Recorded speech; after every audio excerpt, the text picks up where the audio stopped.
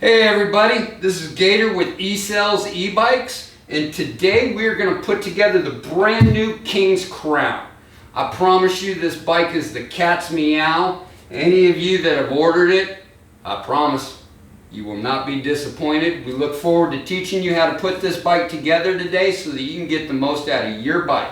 For today's King's Crown assembly, the tools we're going to need is a 10mm open-ended box wrench, a set of wire snips, a 22mm socket will be supplied with the bike, a number 6 Allen, a number 5 Allen, a 4, and a 3.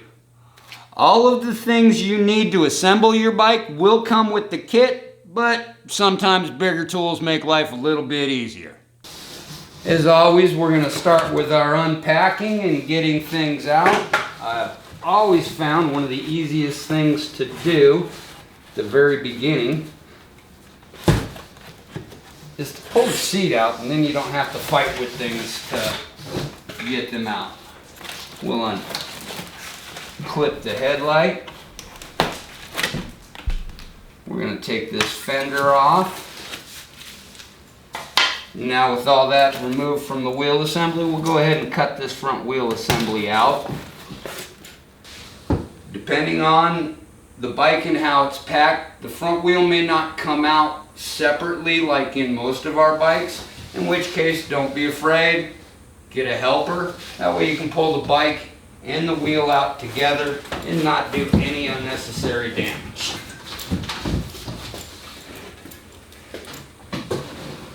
Now, as you saw with the wheel assembly cut loose, the bike just lifted out, the wheel assembly stayed in the box, and we didn't have to worry about any damaging occur.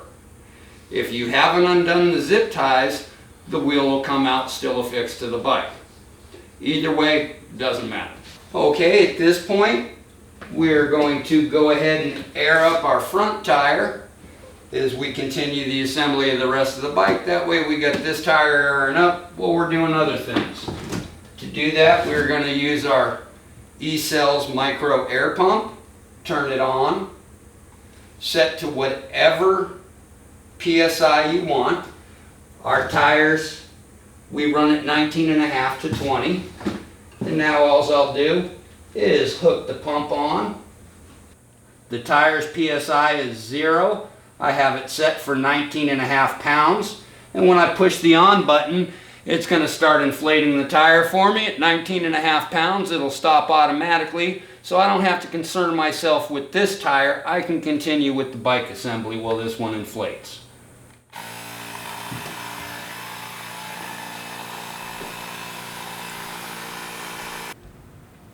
Okay, I do want to note that as I unpack the bike and remove the rest of the foam, notice how I've left the cardboard, the foam, and the plastic here.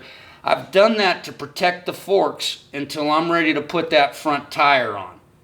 And just like all of our other bikes, make sure you remove your brake pad spacer before the wheel goes in. Next step in the assembly process will be putting on the handlebars. The first thing we're going to do is lift our neck assembly from a straight position to the up position. We'll use a number 6 Allen. Loosen, lift,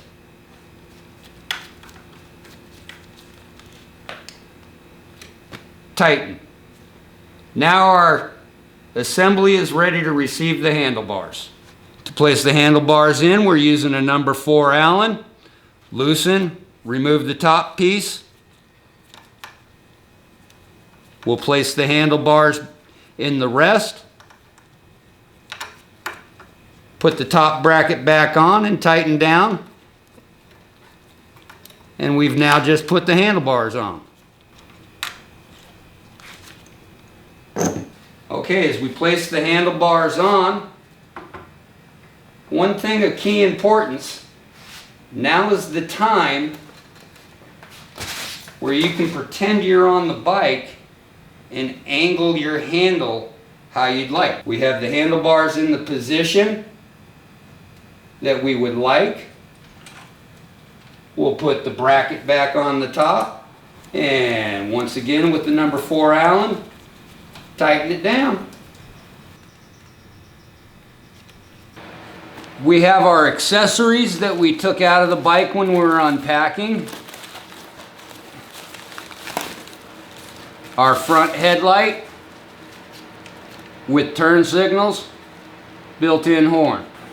Our front fender, notice our mount holes already preset.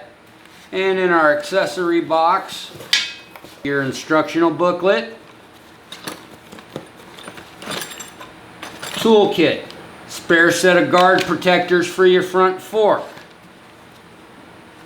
pedals, wrench, and here we have for your fender, for your headlight,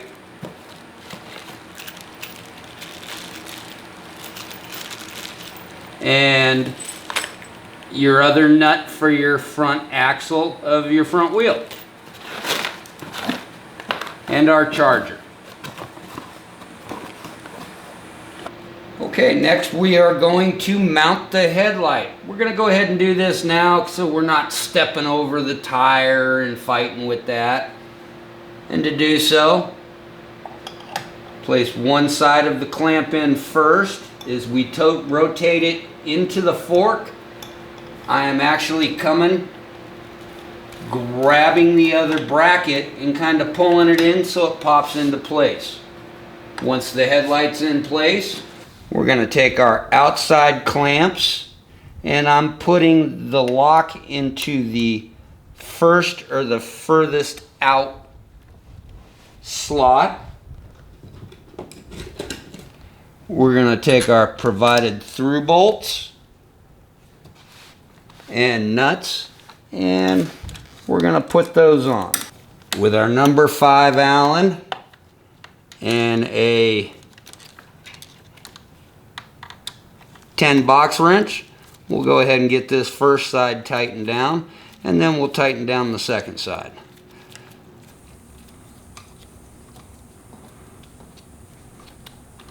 Okay, for the headlight connections, our 2 little red ones are turn signals. Our blue one is the actual light in the horn itself. You're just gonna plug them into corresponding connections. Red to red, red to red, blue to blue. Everything is keyed, and there are arrows on the connections.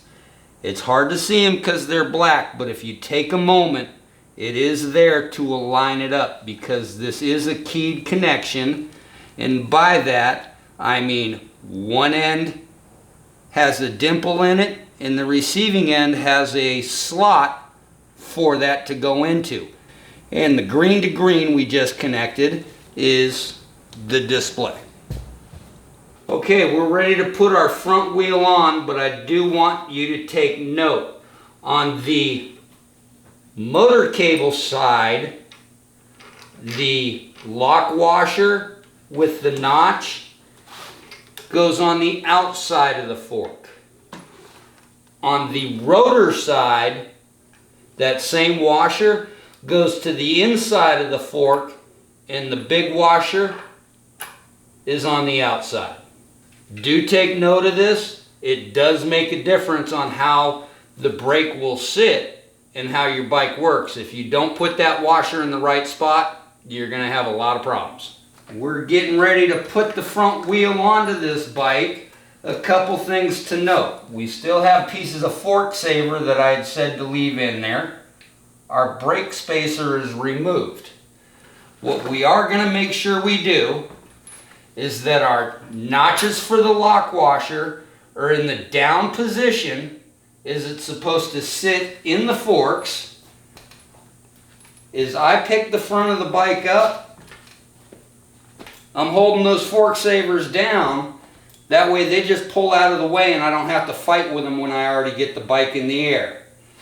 As I bring the bike to the wheel assembly, I'm just going to make sure that my rotor is lined up with the opening of my brakes so that as I drop it down on the axle, everything goes in smoothly.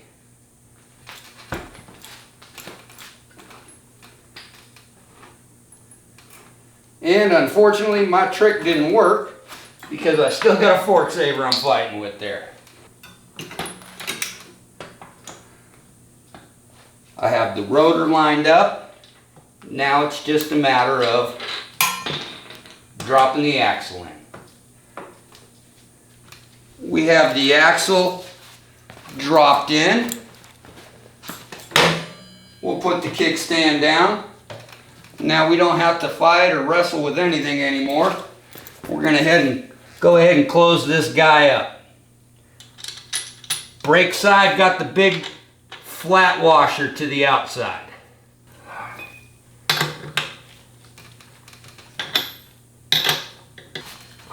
We have our brake side tightened down. We have the lock washer. That went on the motor side. This King's Crown bike comes with the new lock-in dropouts. And we have the bolts to place in. And with those bolts in, your tire can never, ever fall out. Please note, I tighten the axle bolt before I put these in and tighten this. The reason being is when I put this bolt in and start tightening it, it's going to pull that fork as closed as tight as possible, and sometimes it makes it a little difficult to make sure you have your axle bolt tightened down.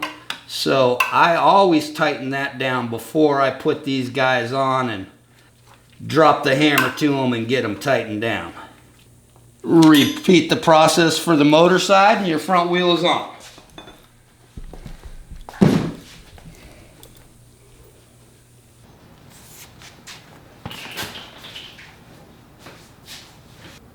We've got the front wheel assembly on. We're going to go ahead and hook the front motor up. Like all the other plugs, an arrow. Make sure they're lined up.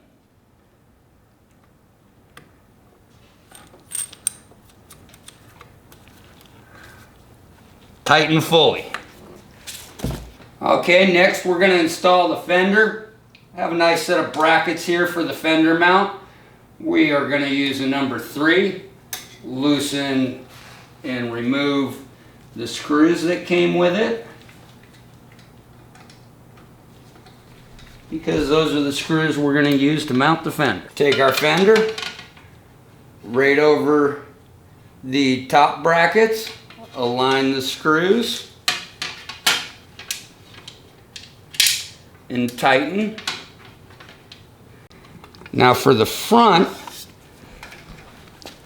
what we will do is loosen the mount for the bracket so that we can align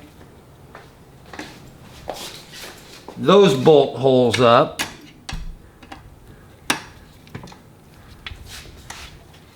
And then once those are in, we'll just tighten everything back up. With our bracket mounts in position. Just a little turn each side, tighten them back up. With our number 4 Allen, back to our number 3, and we just got to tighten this fender down. We're going to drop in the seat, lock that down in position. We have our right and left pedals. R is for the chain side, the right side. L, that's the left side, the non-chain side. And I prefer to use the through the backside trick because I can put more force on it and I don't do any damage to the outside of the crank arm. Not all pedals allow you to do this, no. Pedals only tighten when you screw to the front of the bike. So if it's not going on, screwing to the front, there's a good chance you got them backwards. Okay, both of our pedals are installed.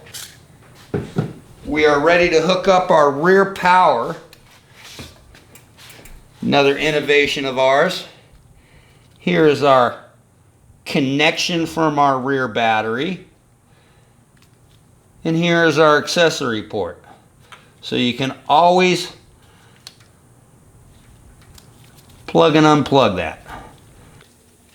Okay, on the front of your bike will be your keys. You're going to remove those from your spaghetti wrap. You have two different types of keys. A regular style, that's going to be for your rear battery. Insert, turn and hold, remove. This new battery system for the rear totally changed the game here. No longer do you have to lock your rear battery in. The lock is spring-loaded and we are locked. Your front battery is going to be the laser cut keys, the bit larger one.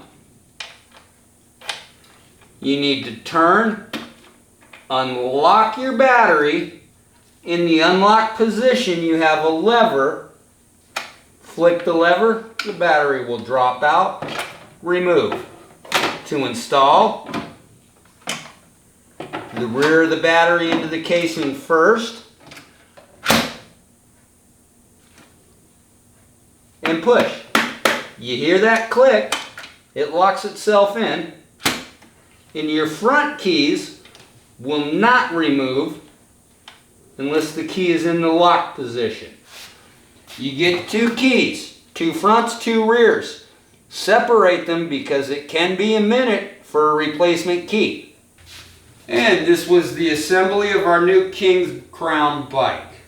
I hope the information was helpful, and any of you that have ordered one and have it on the way, I hope you watch this video. It helps you get your bike together and get riding that much quicker. So, you keep the questions coming. I'll keep bringing you the answers. Always wear your helmet and ride safe. Thank you.